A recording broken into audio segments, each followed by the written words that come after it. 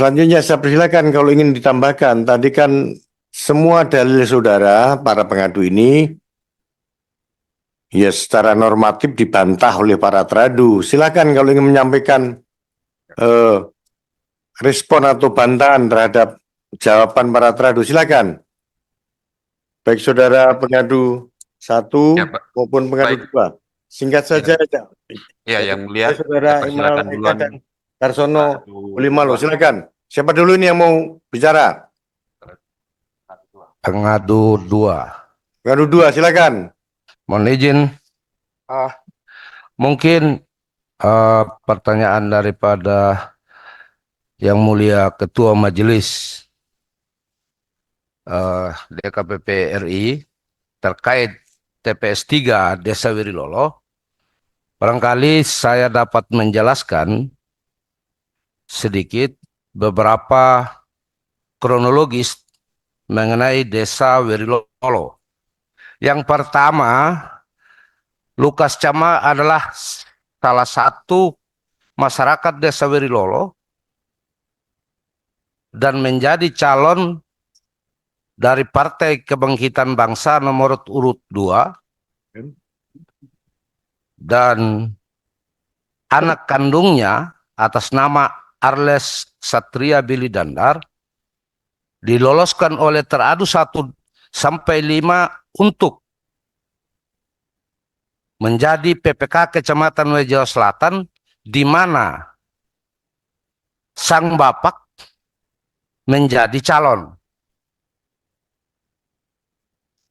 Yang kedua, istri dari seorang Arles menjadi PPS Desa Wirilolo. Yang berikut, saudara kandung daripada Arles, dia punya istri itu menjadi ketua KPPS TPS 1. Yang berikut, iparnya menjadi anggota KPPS juga. Inikah yang dikatakan oleh teradu 1 sampai 5 yang menyatakan telah bekerja dengan asas efisiensi dan keterbukaan? Yakinkah teradu 1 sampai 5 tidak mengenal seorang Lukas Cama bersama keluarganya, sehingga memborong jabatan dalam satu desa, dalam satu kecamatan, yang mengakibatkan terjadinya hal seperti yang viral di video. Dan itu dianggap sesuatu hal yang biasa-biasa saja. Sementara banyak pihak yang dirugikan. Sebentar saudara pengadu, saya urut satu-satu ya. Anaknya caleg PKB itu siapa? Calegnya namanya siapa? Lukas Cama. Lukas Cama, dia punya anak Arles Satria Dandara. Dia adalah PPK di Kecamatan Jawa Selatan. Jawa Selatan. Itu kemudian istrinya Arles ini apa jabatannya? PPS. Di mana? Desa Wirilolo. Di Desa Wirilolo juga, Kecamatan Wejo Selatan. PPS, anggota PPS ya. Anggota PPS di Desa Wirilolo, Kecamatan Wejawa Selatan, Kabupaten Sumba Barat Daya. TPS nomor berapa? PPS, bukan TPS, PPS. Oh, Desa. PPS panitia pemilihan desa ya. Oke, PPS ya. PPS ya. Oke, baik. Ini istrinya ya, anggota PPS. Ya. Terus yang lain lagi coba. Istrinya Anak namanya siapa? mantu, Maaf, istrinya nama siapa kalau ingat? Istrinya Arles itu siapa namanya? sebentar Yang Mulia. Ya. Dia anggota PPS atau ketua PPS? Anggota ya? Anggota. Ya. Siapa namanya?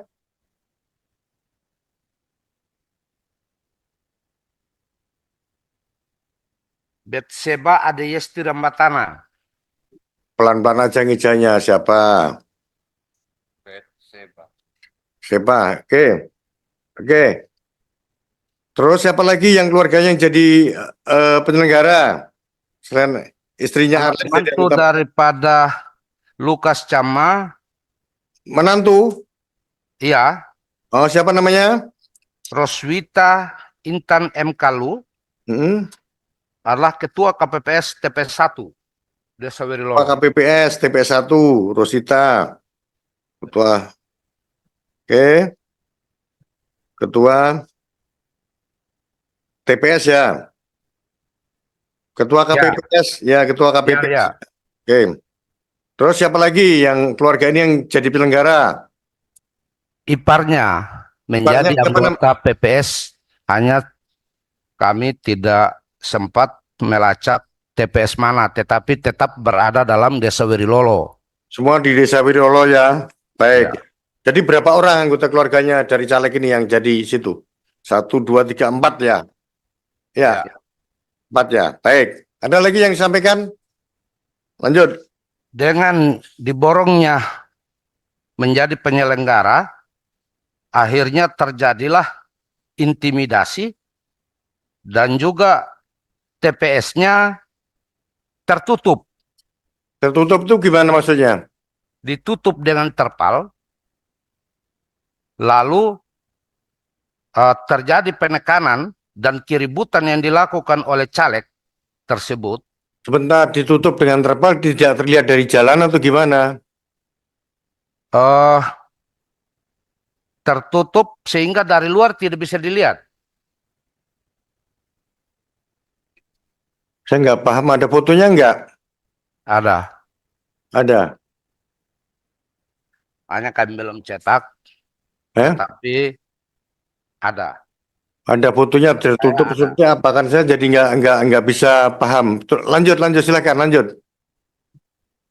Lanjut, Eh, saudara pengadu.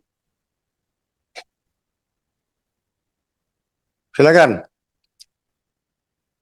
Ketika hal ini menjadi viral di media sosial, pihak KPU, Bawaslu menganggap hal ini sebagai hal yang biasa-biasa saja. Baik. Sementara banyak pihak yang merasa dirugikan. Contoh, di dalam perolehan suara C rekapan yang diajukan oleh Bawaslu, di situ jumlah DPT 299, Hmm.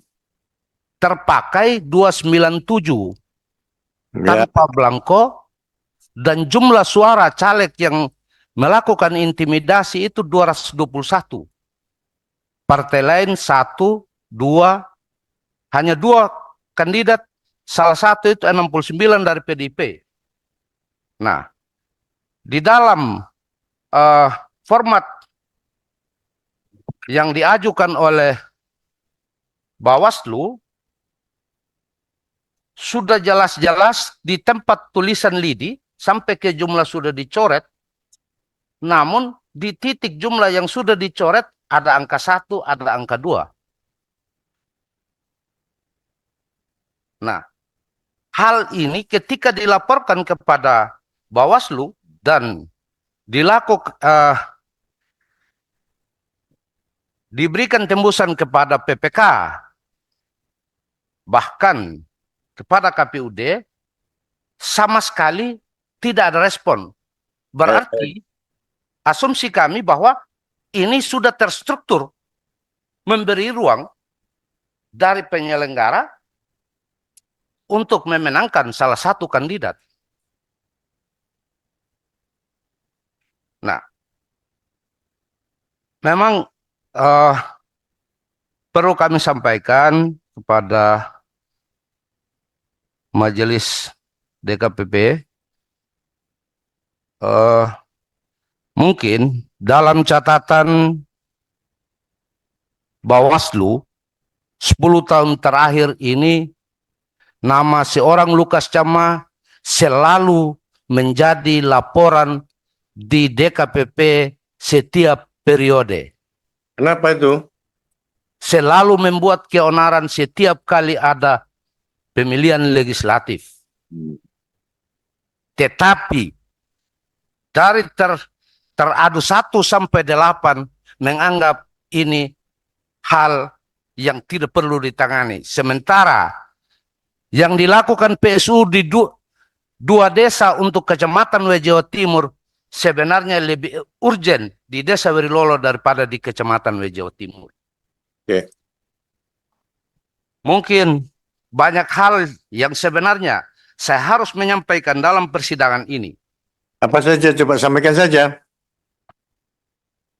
Ketua Bawaslu untuk mengklarifikasi persoalan laporan ini selalu menghindar.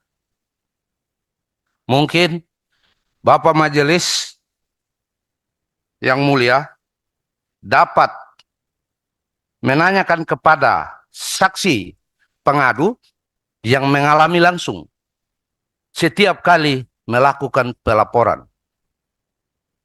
Baik, nanti akan kita periksa. Dari, mohon izin, Ya, dari pelaporan, format laporan yang dilampirkan oleh Bawaslu per tanggal 16 Februari, sebenarnya tidak pernah seorang pelapor itu pergi tanggal 16, yang terjadi tanggal 20 dengan 22. Waktu itu staf Bawaslu, Pak Luki, tanggal 22, itu kasih lembaran belakang untuk ditandatangani. Sementara di format laporan yang mereka ajukan, sudah ada alat bukti video viral. Sudah ada itu tanggal 16, sementara kenapa ini tanggal 14 diajukan ini, dia punya kopian buku tamu. Kenapa tanggal 16 tidak diajukan? Baik. Karena memang tanda tangannya itu tanggal 22. Ini sudah terjadi manipulasi.